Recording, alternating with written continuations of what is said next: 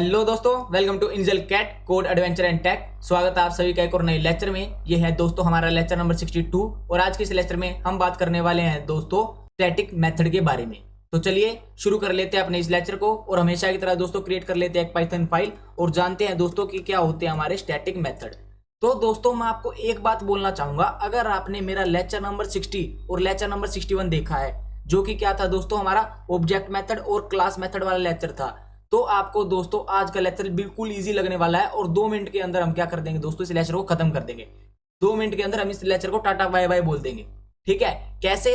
तो दोस्तों हमने लेक्चर नंबर 60 और लेक्चर नंबर 61 के अंदर क्या पढ़ा कि हमारी पाइथन के अंदर मेथड्स के 3 टाइप होते हैं। कौन कौन से? ऑब्जेक्ट मेथड, क्लास मेथड और स्टैटिक मेथड। हमने ऑब्जेक्ट मेथड पढ़ लिया, हमने क्लास मेथड पढ़ लिया। ऑब्जेक्ट मेथड क्या करता था दोस्तों, हमारी ऑब्जेक्ट की प्रॉपर्टीज को क्या करता था, एक्सेस करने में या मॉडिफाई करने में हमारे मदद करता था। क्लास मेथड क्या करता था, क्लास की प्रॉपर्टीज को एक्सेस करने में और मॉडिफाई करने में हमारी मदद करता था। स्टैटिक मेथड के अंदर क्या होता है दोस्तों, ऐसा कुछ नहीं होता है। स्टैटिक मेथड हमारे सिंपल फंक्शंस होते हैं। जैसे हम एक फंक्शन को क्रिएट करते हैं ना दोस्तों, वैसे ही हम एक क्या करते हैं दोस्तों, स्टैटिक मेथड को क्रिएट करते हैं।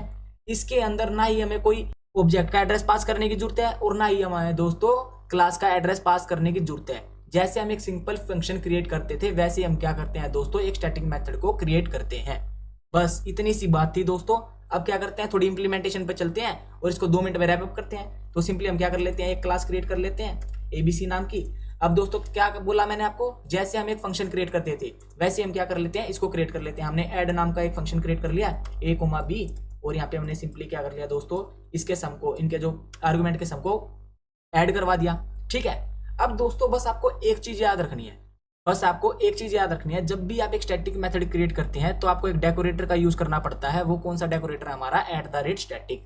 तो हम यहाँ पे इंप्लीमेंट कर लेते हैं @static मेथड। ठीक है, आ गया होगा @static मेथड। बस दोस्तों इतना ही था।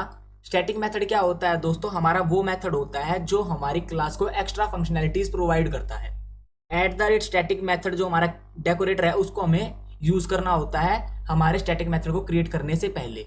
ठीक है, जैसे हम एक नॉर्मल फंक्शन क्रिएट करते हैं वैसे ही हम क्या करते हैं दोस्तों, एक स्टैटिक मेथड का फंक्शन क्रिएट करते हैं। इसके अंदर ना ही हम कोई ऑब्जेक्ट का एड्रेस लेते हैं और ना ही हमारे क्लास का एड्रेस लेते हैं। सिंपल सी बात है, छोटी सी बात है, आशा करता हूं आपको समझ में आ गई होगी। ठीक है, अब दोस्तों फॉर एग्जांपल इसको हम एक्सेस कैसे कर सकते हैं, बहुत तरीके से। आप ऑब्जेक्ट के नाम से भी एक्सेस कर सकते हो और क्लास के नाम से भी इसको एक्सेस कर सकते हो। फॉर एग्जांपल हमने यहाँ पे ओ नाम का एक ऑब्जेक्ट क्रिएट कर लिया, ठीक है, ABC। और अब दोस्तों इसको एक्सेस करते हैं o.add और इसके अंदर हमने मान लो 5,7 यहाँ पे 5,6 हमने पास कर दिया। अगर दोस्तों सिंपली अगर हम इसे रन करेंगे तो हमारा 11 प्रिंट हो जाना चाहिए। ठीक है, जैसी मेरी कैलकुलेशन है तो हमारा 11 प्रिंट हो गया।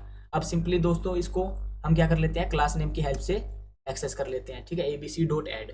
अब इसे अगर हम रन करेंगे तो हमारा 11 प्रिंट हो जाना चाहिए, हो गया। बस इतना ही था।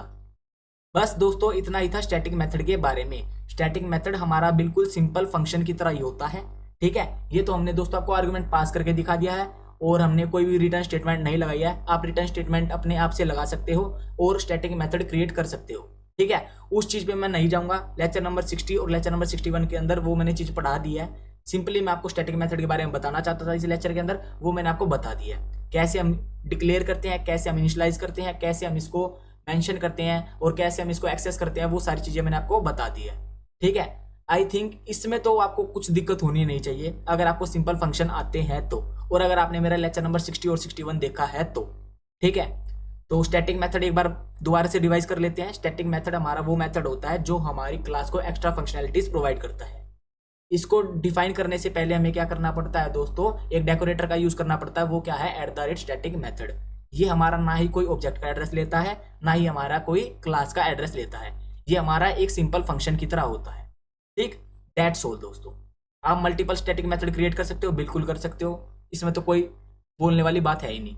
ठीक है, ऐसे ही दोस्तों अगर आप यहाँ पे @static मेथड लिख के और क्रिएट करना चाहो आप और भी क्रिएट कर सकते हो। ऐसा नहीं है कि आप एक क्लास के अंदर एक ही स्टैटिक मेथड क्रिएट कर सकते हो, ऐसा बिल्कुल भी नहीं है। ठीक है, तो दोस्तों आशा करता हूँ आपको ये लेक्चर पसंद आया होगा।